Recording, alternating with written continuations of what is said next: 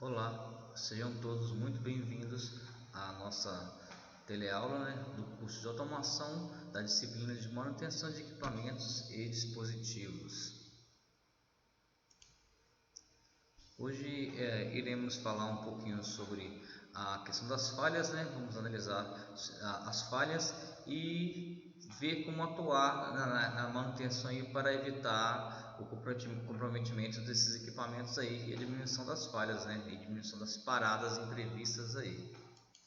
E para isso a gente vai falar um pouco sobre o processo de diagnóstico, como diagnosticar essas falhas antes que elas aconteçam, Então, assim, a gente sabe que o termo falha é uma diminuição total ou parcial da capacidade de desempenho de um componente, no caso de equipamentos, processo ou sistema para atender uma certa função durante um determinado período de tempo. Os sistemas que contêm falhas comportam-se diferentemente do esperado. Chama-se erro ou discrepância observada entre uma variável medida e uma faixa aceitável para o valor esperado dessa variável.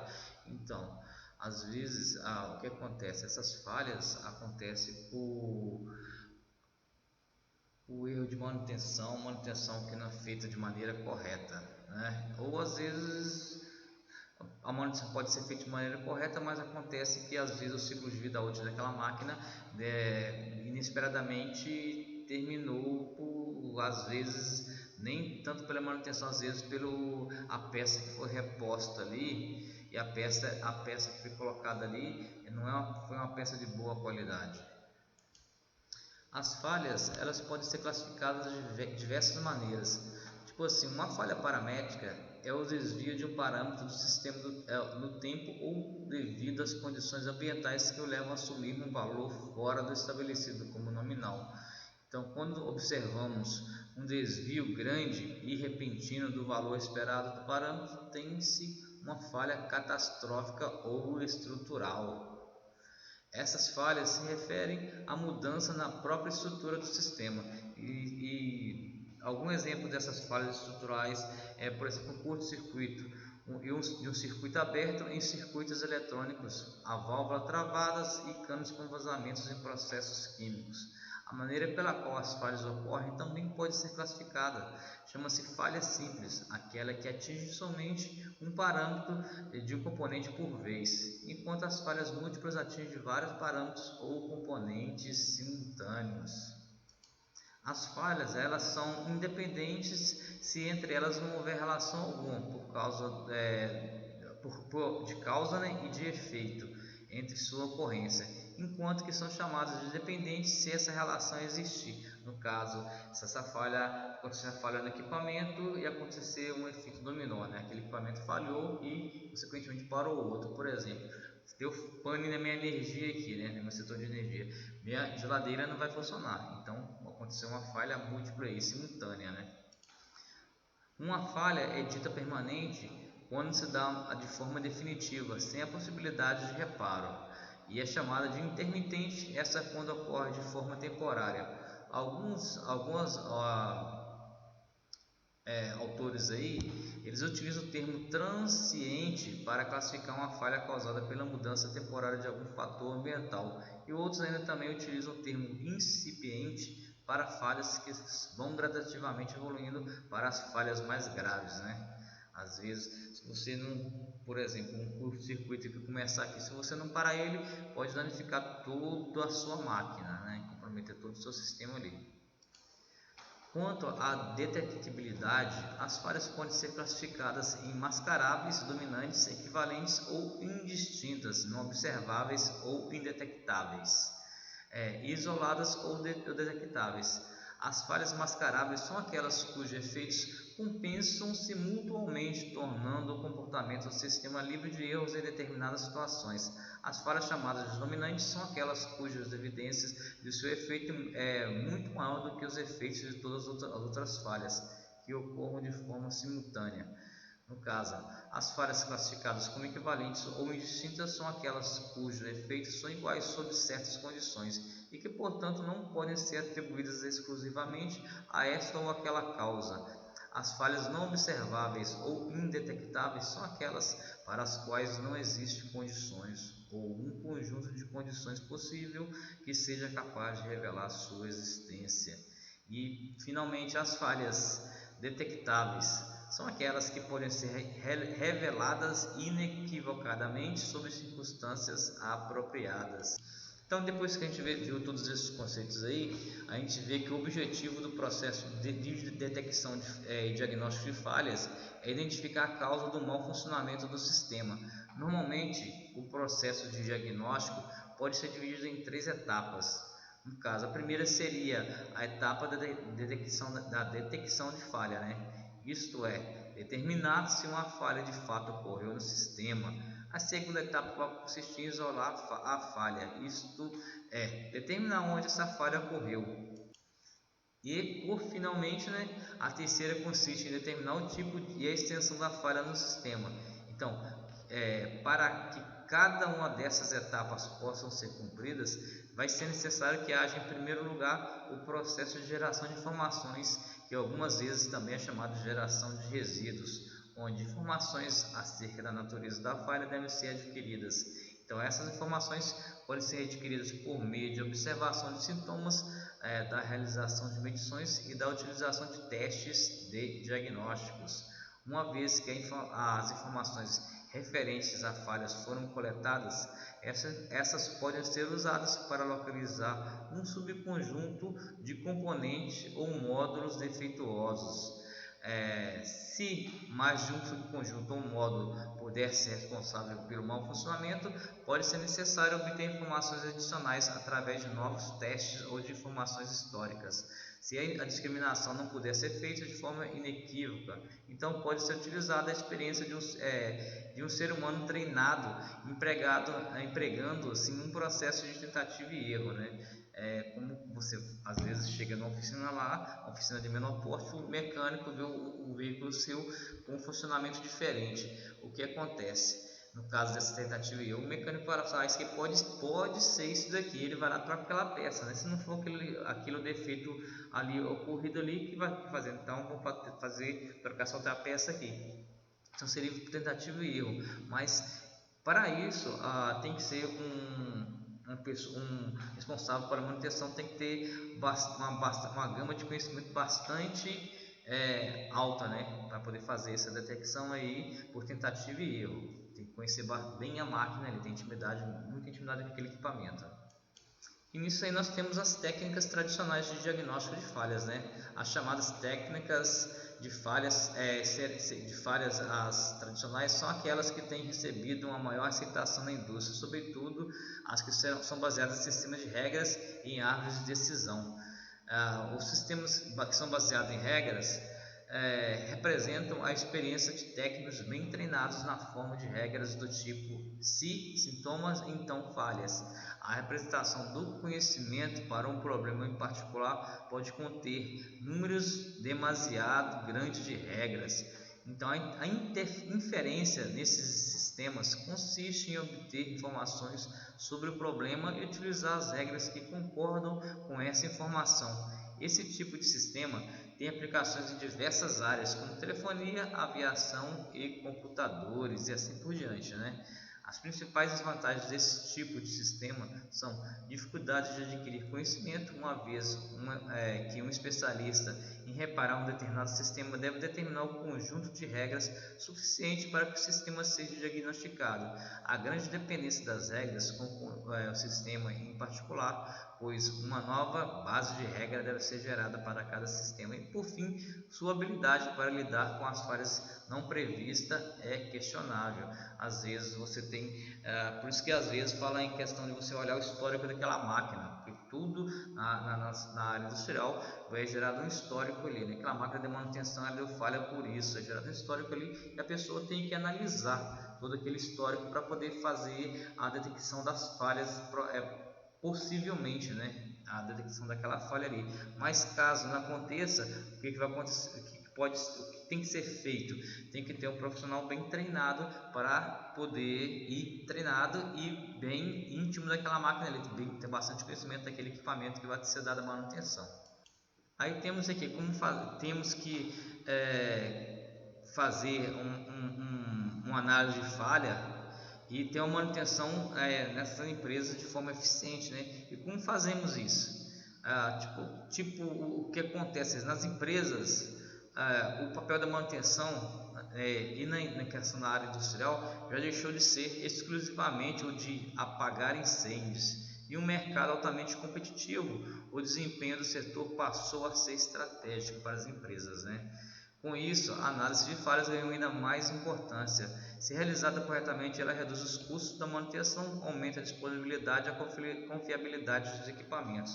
Então, esse equipamento tendo uma disponibilidade alta ali, ele vai o tempo de produção dele vai ser mais elevado. Então, para essa empresa aí, a confiabilidade dele vai ser maior. Então, a questão da produção e não vai atrasar a produção das peças ali que são prepostas por ele, né?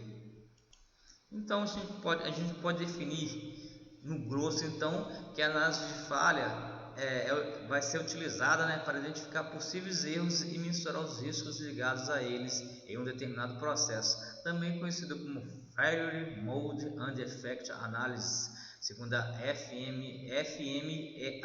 Esse método observa a relação de causa e efeito para elaborar estratégias que permitam inibir a ocorrência desses problemas. E na manutenção, isso significa evitar que ocorram falhas no projeto do produto ou do serviço, assim como em outras etapas de fabricação.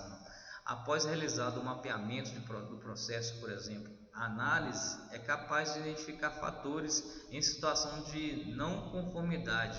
Em seguida, são elaboradas propostas de melhoria para que as atividades naquela máquina se mantenham sob controle dentro do previsto, né? Porque quando você faz a manutenção corretamente ali e você faz uma análise de falha ali naquele equipamento ali, se ele não quebra, se ele não tem que parar antes do tempo ali, isso é um grande ganho de tempo, né? De tempo e de produção. Hoje em dia, os índices de eficiência e de disponibilidade nos processos operacionais são cruciais para o sucesso de qualquer organização. Isso é fato. Por isso, a adoção dessas técnicas da manutenção permite que as empresas trabalhem sempre em busca de uma confiabilidade maior dos ativos, né? Você tem um processo de produção alta aí, você vai você vai ter um grande ganho com relação às outras empresas. Imagina, se você, por exemplo, você pega uma certa gama de peças para fabricar e você tem um atraso dessas peças para entregar ali, com certeza ali aquele cliente ali, com certeza vai de certa forma te negativar, né? E da próxima vez, às vezes, pode até não fazer uma nova compra com a sua empresa. A FMEA, que é do inglês Failure Mode and Effects Analysis, pode ser considerado um dos principais métodos abrangidos pela gestão de riscos. Além dos benefícios citados anteriormente, ela promove a redução de custos, tanto na manutenção quanto nos processos de produção, melhorando a qualidade final dos produtos e serviços da empresa. Muitas vezes, com base em falhas já ocorridas, sua aplicação visa impedir recorrências das situações indesejadas, né? Como você acontece, você tem que atacar aquele problema ali para que não ocorra. Às vezes, antigamente acontecia um problema variável uma vez ou outra, aquele problema não era sanado e às vezes acontecia a parada no horário de pico maior, né? Aí que acontecia, a produção caía lá para baixo. E se falando em análise de falhas, a gente sabe que temos etapas a cumprir para essa análise, né? Então, para começar uma falha já identificada, é descrita em detalhes. Temos que verificar o que falhou, onde e quando isso ocorreu, qual foi a criticidade do problema e assim por diante. Na segunda etapa serão elaboradas as hipóteses para a causa do problema. Já na terceira, é hora de testá-las para que seja apontada a mais provável entre as levantadas. Em sequência, a fase 4 é o momento de averiguar se há mecanismo para impedir a ocorrência de falhas. Na quinta etapa são avaliadas, no caso, na quinta serão avaliados os índices de recorrência, a severidade, a detecção e os riscos. A seguir é hora de propor ações corretivas e preventivas para finalizar. vai ser preciso implementar um processo de monitoramento. Essa última etapa é fundamental para garantir que as ações estabelecidas tenham sucesso, né? E quais são os benefícios que eu tenho em adotar esse método? Para começar, o índice de recorrência tende a cair progressivamente. Na indústria, a quebra de equipamentos gera prejuízos enormes, que também podem ser evitados, ou pelo menos reduzidos com essa ação estratégica. Dessa forma, a equipe de manutenção passa a ser capaz de trabalhar com mais planejamento. O que uma empresa tem que diminuir é o que?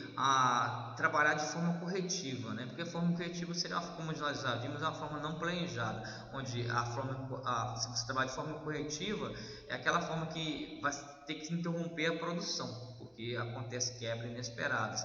Os técnicos têm que conseguir agendar ações preventivas e verificar questões levantadas nas análises. Consequentemente, o ritmo de produção vai se manter mais fluido. Então, toda essa medida de análise, essas medidas tomadas, o principal benefício vai ser, sem dúvida, a redução dos custos, os custos que ela vai trazer, né? Quanto mais eficiente for a análise, melhor o desempenho da empresa como um todo. Então, o retorno sobre investimento do equipamento tende a subir, o que dá mais competitividade e à organização, né? Então, por onde que eu vou começar a minha análise de falha? Temos que saber que a análise de falha, antes de qualquer coisa, é um processo evolutivo. É preciso alinhar os objetivos com os membros do time, desenvolver checklists e conscientizar sobre a importância de documentar cada análise, né, para fazer o histórico daquele equipamento ali. Por sua vez, o monitoramento jamais pode ser ignorado, mesmo em ações corretivas da manutenção. O ideal é que haja um acompanhamento de perto para que a própria análise passe por uma melhoria contínua. Se a medida não foi eficiente para reduzir uma falha, é hora de pensar em alternativas, novas alternativas ali. Como eu falei, porque antigamente você às vezes só tinha que quebrou, consertou. Hoje em dia não, você tem que detectar aquele problema ali, às vezes verificar o histórico ali, se a recorrência daquele equipamento, a quebra está acontecendo antes do ciclo pré-determinado. Então temos que agir naquele setor ali, naquele fator ali, para poder amenizar e até acabar com aquela quebra ali inesperada. E nós temos aí, com a análise de falha, temos várias ferramentas que podem ser utilizadas, né? Existe uma variedade de ferramentas de análise de falhas e soluções de problemas que podemos utilizar para que os profissionais de manutenção e da área de confiabilidade possam selecionar as ferramentas corretas e propor uma solução com maior eficiência e menor custo. Os diferentes métodos devem ser descritos e comparados, né? Então, assim, vai ver, como temos variados métodos aí, você vai ver qual que se encaixa, vai se adequar melhor à sua empresa aí. Então, na verdade, é que cada ferramenta tem seu funcionamento melhor em uma determinada condição. Portanto, o profissional responsável por essa análise deve saber como selecionar essas condições e como combiná-las para chegar a uma conclusão tecnicamente satisfatória, né? E assim tomar uma decisão. Portanto, vamos observar alguns dos principais aqui. Por exemplo, temos os cinco porquês da análise de falha, né? Então, essa metodologia é usada para verificar a causa e os efeitos de uma falha específica. Ela consiste em perguntar por quê. A resposta forma a base para a próxima pergunta, né? Aí temos, como já vimos atrás aí, na nossa aula anterior, temos o diagrama de Ishikawa, ou espinha de peixe, 6Ms, como conhecido aí,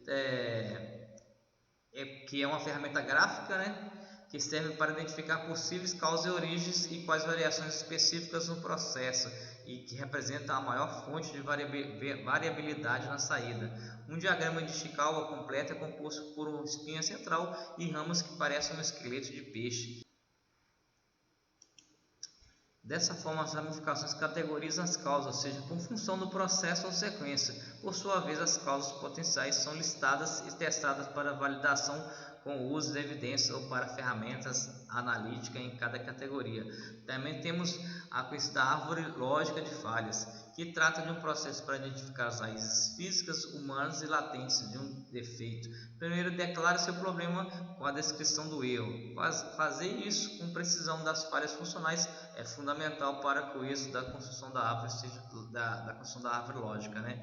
Também temos o diagrama de Pareto, também, como já vimos também, chamado de análise de Pareto.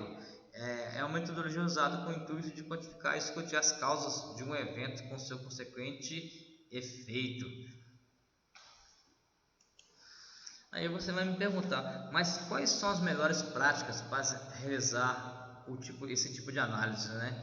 Então, com a finalidade de chegar a um diagnóstico de problemas no funcionamento de máquinas ou instalações, com uma grande variedade de conceitos de forma construtivas, não é possível padronizar procedimentos para essa análise, né? Então, é preciso contar com uma mão de obra qualificada que tenha conhecimento necessário dos componentes do sistema e dos princípios de funcionamento, para que, ao percorrer os circuitos, verifique a continuidade da energização ou do fluxo do fluido de trabalho e possa chegar ao ponto onde tenha ocorrido o problema. Assim sendo, ele tem a chance de confirmar suas suspeitas do que foi a causa e proceder com a reparação. Então, não temos um padrão pré-estabelecido, vai ser daquele que se encaixa melhor ao equipamento que você vai trabalhar ou a sua empresa. Também temos os erros mais comuns que devem ser evitados na análise de falhas. Devido aos recursos limitados ou pelo fato de serem empresas de menor porte, sabemos que muitas organizações acabam por não ter alternativa nem condições de sustentar uma manutenção bem estruturada. Por outro lado, existem aquelas que até têm condições, mas mesmo assim preferem correr o risco do quebra-conserta, né? Aí quebra-conserta vai perder em produção, né? Porque são paradas inesperadas. Esses são os principais erros que devem ser evitados, visto que as perdas financeiras depois fatalmente serão maiores. E quando esse tipo de análise deve ser feita e com que frequência? Se for o caso de uma manutenção apenas corretiva, a gestão precisa definir alguns parâmetros para disparar a necessidade de fazer análise de falhas conforme suas possibilidades, que poderiam ser máquinas. Temos que classificar as máquinas com seu nível de criticidade, né? Tipo assim, com nível A, todas as paradas por falhas devem ser analisadas. Máquinas classificadas com nível de criticidade B, temos que analisar todas as paradas por falhas acima de 2 horas. Máquinas com taxas de utilização de produção acima de 70%, fazer análise de falhas. Falhas que elevam risco de segurança ou riscos ambientais, todos devem ser analisados. As falhas com alto índice de repetitividade, por exemplo, acima de 6 ocorrências no mês. Portanto, é preciso que nós estabelecemos os parâmetros que devem ser definidos em conjunto entre os setores de manutenção, produção e gerência. Como você pode ver, esses processos são simples, mas geram enormes benefícios. Aí temos que fazer a análise da falha, temos que fazer dessa análise de falhas uma prática rotineira de qualquer empresa, que com certeza vamos colher bons resultados financeiros rapidamente, né? Somente porque não vai acontecer a parada da produção. Então vamos fazer vai analisar um chamado aqui de uma análise de falhas relativo ao equipamento aqui, de acordo com o material que vocês têm no livro aí. Aqui, a descrição do cenário, a identificação. Você será responsável pelo serviço de pronto atendimento no setor de ensaque de uma grande empresa. Isso lida diretamente o planejador de serviço solicita que atenda um chamado urgente na operação para resolver o problema de falha. No caso, o problema aqui foi problema de solda de topo de saco, né? Na etapa final do fechamento do saco aqui. Esse foi o problema, foi identificado o problema aqui. Aqui tem uma planta industrial desse equipamento, né? Qual é o resumo das informações aqui? Equipamento, ensacadora de produtos granulados. Qual é o problema? Falha no sistema de solda no topo do saco, no caso do fechamento dele. Aqui temos o equipamento aqui, correto? Essa parte aqui que faz o fechamento, no caso, que o problema foi aqui, ó, a falha no questão da solda aqui do fechamento do equipamento, que está dando um problema aqui. E aqui foram analisados aqui os pontos aqui, os pontos de 1 até 5 aqui. Aí tem a gravidade, que é o ponto 1 sem gravidade, o ponto 2 pouco gravidade, o 3 grave, o 4 muito grave e o 5 extremamente grave. A urgência aqui do ponto sem gravidade pode esperar, né? Do pouco grave, pouco urgente, o grave o mais urgente possível, muito grave é urgente e extremamente grave precisa de ação imediata. No caso da tendência aqui, do topo 1 não irá mudar. No caso, a tendência do 2 irá piorar a longo prazo, do 3 irá piorar, do 4 irá piorar em pouco tempo e no 5 irá mudar rapidamente. No caso, o tipo de atendimento aqui: pronto atendimento urgente, recurso necessário para a tarefa, liberação de segurança para o trabalho, né? No caso PT, a máquina encontra-se parada, no caso no mínimo de 15 minutos. Temos sobressalentes disponíveis, ferramentas manuais apropriadas e procedimentos de manutenção do sistema. Depois vamos passar para a parte 2, no caso da observação, né? Lâmina de teflon saturada. Na etapa de observação, você se utiliza de informações recebidas para fazer análise da causa de falha. Você verificou que o operador não girou o lençol de teflon protetor da resistência, assim para parar de grudar o saco no conjunto. Ele baixou a temperatura, causando falha na solda do saco, deixando alguns passarem com solda mal feita, abrindo a boca e derramando o produto fora do saco. Então, essa foi a observação feita ali que ele colocou no relatório dele. A etapa 3 seria o que? A etapa de análise. Provável falta de treinamento do operador, que pode ser confirmada por indagação direta, mas respeitosa com ele, desatenção ou esquecimento, sendo necessário alertá-lo acerca da importância dessa ação, né? Na ação 3. Na ação 4 foi colocado aqui: para a máquina, verificar se o lençol do teflon não está grudado na resistência, girar o dispositivo para que rola o lençol de teflon sobre a resistência, né? E no caso do 5 seria a ação. Então, para desgrudar o teflon da resistência, utiliza a ferramenta adequada, que é uma haste de metal fina com uma extremidade arredondada. No caso, seria essa figura aqui, né? No caso, após com a chave adequada, gira o teflon até que a parte queimada se solte da resistência. É aconselhável aproveitar a situação para proceder ao reaperto dos terminais. Então, já que o equipamento está parado ali, o que aconteceu aqui? No caso da ação aqui, ele trocou o que ele pretendia, soltou, mas fez um reaperto das peças aqui, de algumas peças aqui que com o passar do tempo precisa dar essa manutenção e dar um reajuste nelas, né? E aqui passamos para a parte 6 da verificação. Com a máquina em operação, acompanhar alguns ciclos de máquinas e verificar se o ajuste da temperatura está estável e se a solda se encontra em boas condições, né? Na etapa de conclusão do trabalho, é importante registrar o atendimento no sistema de registro disponível para futuras análises, no caso, gerar um histórico. Eu esqueci de passar aqui, eu pulei essa etapa aqui, mas que aqui temos o fluxograma para a resolução de problemas, né? O primeiro aqui é identificação, o segundo é observação, o terceiro é análise, o quarto é a plano de ação e o 5 seria ação e depois verificação. Aí chegamos nessa etapa que o problema foi solucionado. Se não foi solucionado, se caso foi não, você volta para cá, né? No caso, para analisar novamente, para a etapa 3, analisar e com o plano de ação até que esse problema seja solucionado. Se sim, vamos fazer uma padronização desse sistema e depois fazer a conclusão. Então, voltando aqui, dando continuidade, o problema foi solucionado? Sim. Então, vamos sempre fazer a padronização e a conclusão aqui. No caso, a instabilidade da solda aqui, no caso, vamos fazer a observação aqui, veremos a seguinte situação: você verificou que não está havendo estabilidade da temperatura durante a soldagem do saco, observou que o teflon está bom, mas o conjunto se encontra bastante sujo com material depositado entre todas as suas partes. Já foi feita a limpeza com ar comprimido, mas não resolveu. Vamos passar para a parte de análise aqui.